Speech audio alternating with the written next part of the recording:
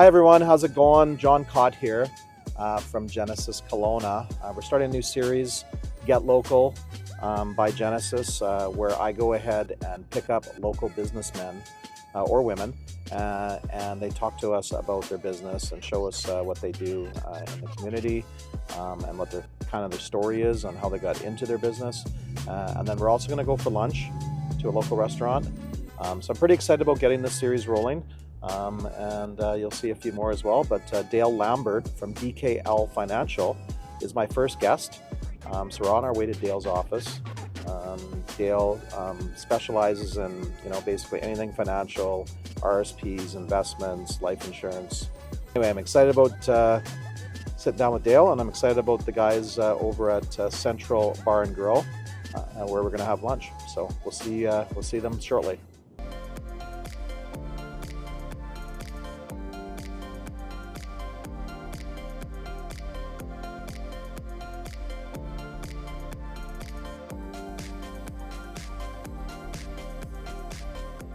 Hello, everybody. How's it going? Here to see Dale. How's it going, guys? Good to see you as well. Matt, how are you, buddy? Good. How are you for Monday? And here's the big guy himself. Good? Good? Best of the season to you. Dale, want to give us a quick tour of the place? You betcha. Okay. We were happy with it. We kind of had that vision of glass, keep it open-ended, and obviously with the killer view there, like you say, in Kelowna to get that lake and mountains. And it's a beautiful office. Yeah. And then this is where you spend some time and keep track of the market and everything else, right? Yeah, so we're just focusing on everything we can do to make life simpler for our clients. Obviously, you being one, and everybody else. It's an interesting world we live in today. Obviously, in this country, in this province. And how long have you been doing this now? October 10th, I went into my 30th year. So I've been doing this a long time. And what did you started out with, like Mutual Life of Canada back in 1995? Kind of as like someone mentored you a little bit at the start? Yeah, I was basically thrown to the wolves. I came out of university and basically wanted to, I always had that interest in finance and financial planning, and Mutual Life gave me the chance back then, and knew a lot of people, obviously growing up in the community, and it was a hard, as I would say, it's a job or a career that you have to work hard. It's no different than your business, John. You don't get there from just sitting on your ass. 30 years, wow, that's a long time. 30th year, so it's I've seen it all. I remember when we started, we didn't have cell phones. Yeah. We had one one desktop computer that we would all go on to sign in and check our messages, and there was maybe a couple a day. Yeah. And here we've evolved to today where everything is technology. Yeah. So it's been an interesting world. COVID changed the dynamic in our business, as did everything. I would say our toughest year was 2022. I bet, It was the toughest. Yet in your business, 2022 was one of the best years. It was, supply and demand, I guess we looked at exactly the supply demand theory, and in our business, we just saw the inflation thing not making sense. We saw the markets, nothing working. The bond market didn't work. The equity markets didn't work. Cash was the only thing that was working. The housing market's taking off, and we're going, why? Because nobody's working. And now I think we're all paying the price for it. The stock market, this is arguably one of our best years in 30 years this year. Things have been good. We think things will continue to roll. So let's go for lunch. Yeah. And then we'll talk some more.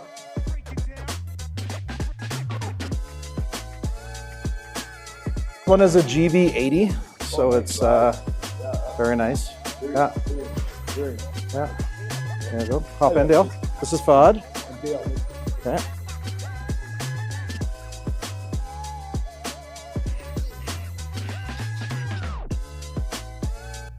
We've had a pretty good year. I mean, inventory was short in a lot of the brands, and the Stellantis brands, lots of inventory, and Nissan has lots of inventory. So, but I think 2025 is going to be a good. I think it's going to be a good year. Good year, they do. Yeah, and like you said up there, it's people, right? So, I've been very fortunate to have some really good people that are in my company. So, we haven't found.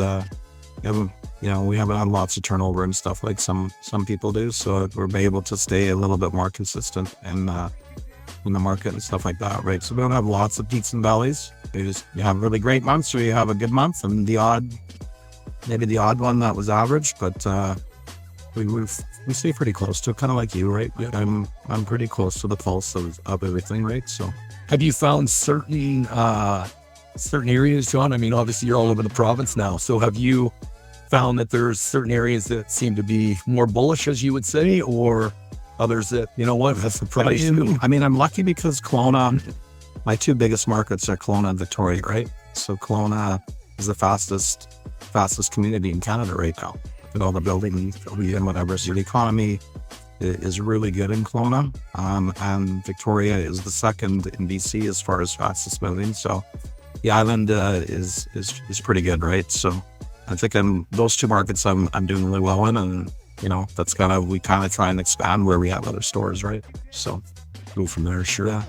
Are you, you know, my hat's off to you. You've had a hell of a year in terms of, you know, the surprises. I mean, sometimes, like you say, obviously you being a client, I'm not able to extrapolate or expand and knowing a little bit, you know, what's going on, which is kind of nice. And I'm always proud for you, you know, John, you've done a great job. And really, I always say it's you're a true entrepreneur and a true business person. You know, nothing comes easy to us, and go out there. You have to put in the time and the effort and the energy and reach out, right? You know, I'm so fun. So I still excited to come to work. I'm excited. I'm still, you know, pretty motivated and passionate about building the business, you know, for my family. Like, obviously I got the boys that are right underneath me, right? So they, you know, I want to get to a point where I feel that, you know, they know all aspects of the business. So these last two acquisitions, they did actually most of the work. I kind of said, okay, guys, I want you to learn and I'll guide you, but you got to do all the heavy lifting of it, and which they did. And, you know, they both, I think, learned a lot on this last one, but so it's going good. How about your business? How do you see the next year coming in? And obviously there needs to be an election, and I think there's a lot of chaos in the financial world with that. But what's your take on that? Well, you know, I think to me, it's still an earnings business. You know, you got to look at the companies directly. You know, I think like anything, you have to it's a real good market for active management right now. Not passive. You know, a lot of people would buy indices, and a few years ago, I think really now you have to look at what the sectoral rotation is happening with capital, where the next opportunities are. We've seen a ton of growth, obviously, in the AI and the tech space. I'm not saying that that's coming to an end, but what I do think is you have to look at kind of over the mountain, not right in front of you. Yeah. You know, we're always trying to see where's the next opportunity. You know, it's interesting. All I hear right now is, you know, small cap, mid cap, small mid. You know, the Canadian market's really going to shine next year. I'm not convinced of that myself, but I do like the small mid cap space. I've been saying that for over a year, and, you know, now that's all you hear. So my team sometimes asks me how you know, and I can't say. I remember last time I went out for lunch, he said, "Oh, the market. I just had a really big day." Yeah, well, that was just the recent acquisition that we had. You know, it was. And I look at it, Mubadala Capital has just bought CI. Do you think that'll affect your world personally?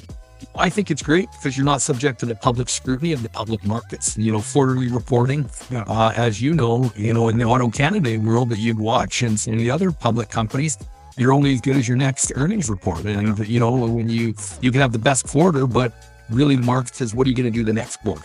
And so what it does is it takes that market scrutiny off the individual stock. You know, we agreed to what we feel is a pretty fair price in the deal. It'll close out next May.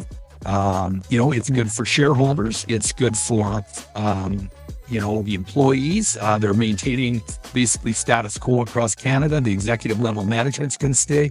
Mubadala Capital is one of the largest private equity firms in the world. They're sovereign-backed investment. So this equity firm, this is a pretty big deal. It's a huge deal. In fact, it was the largest privatization deal in Canadian history. Okay, so it's $1.7 billion deal. You know, and for our state, the number one thing that I'm concerned about is our clients. And I think it's great for our clients because they're going to, instead of paying out $750 million in dividends, they're going to reinvest that back in the business. And it's going to come, what I feel, with opportunities for, you know, gentlemen like yourselves and our clients that are going to draw. The alternative space is a real growing space, and we're going to be a leader in that, as we already have been.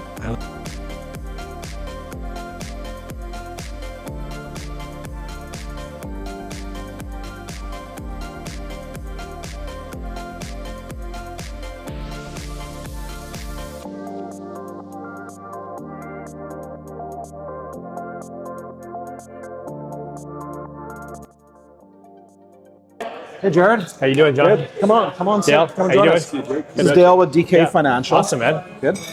And I was always fascinated because the restaurant business it's not like it's a home run every time, and you've been really successful. 8 years now? 10. 10 years now? 10 years this year, yeah. 10 years this year. Yeah. And what was what kind of made you think of the concept?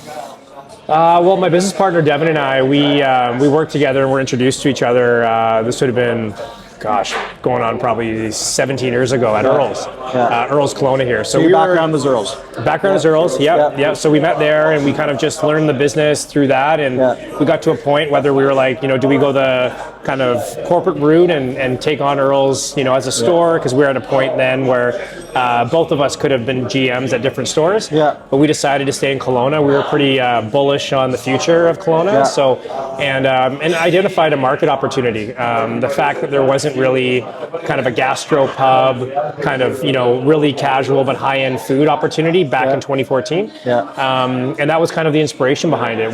And quite frankly, it was just where would we want to be, right? Just as two guys that were in their late 20s, where do we want to hang out? It's we love the corporate spots, but sometimes it's you want to support local, hence why we're here, right? So how does the partnership work with you guys? Do you guys both have different strengths, or what? Definitely, I think like the thing that we both attribute a lot of the success to is the fact that we are vastly different individuals with the same values.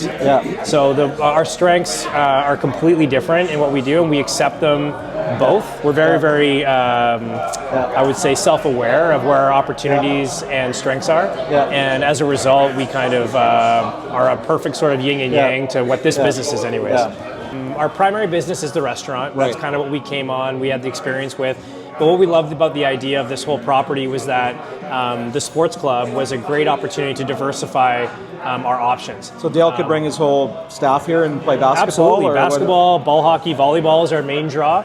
So we do a lot with the community, a lot of adult recreational sports that take up 7 nights a week. But we do a lot with the youth. So we do a lot of youth camps for volleyball and ball hockey, wrap-up parties for so you might get a lot. So that might kind of during the winter sometimes slows. The guys are doing hockey games, and then they obviously come and have have some wings and stuff like that. Yeah. I mean, the business is it works really well with the seasonality of the city up until this point. In the summertime, tourism is bumping, and we have the restaurant, it's going to do itself. But because we focus so much on the locals, we've been able to create a really, really consistent annual flow of business. We have the sports club. When people can't be outside in the Okanagan, they want to come inside and stay active, right? So it's been a really, really great opportunity for sure. I see the favorite go-tos on the menu.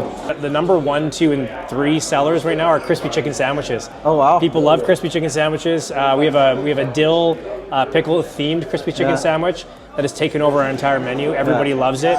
Rave reviews, and our pad thai. Our pad thai is really great. Okay, and the number 1 drink special. What's the bartender's number 1? Mr. T.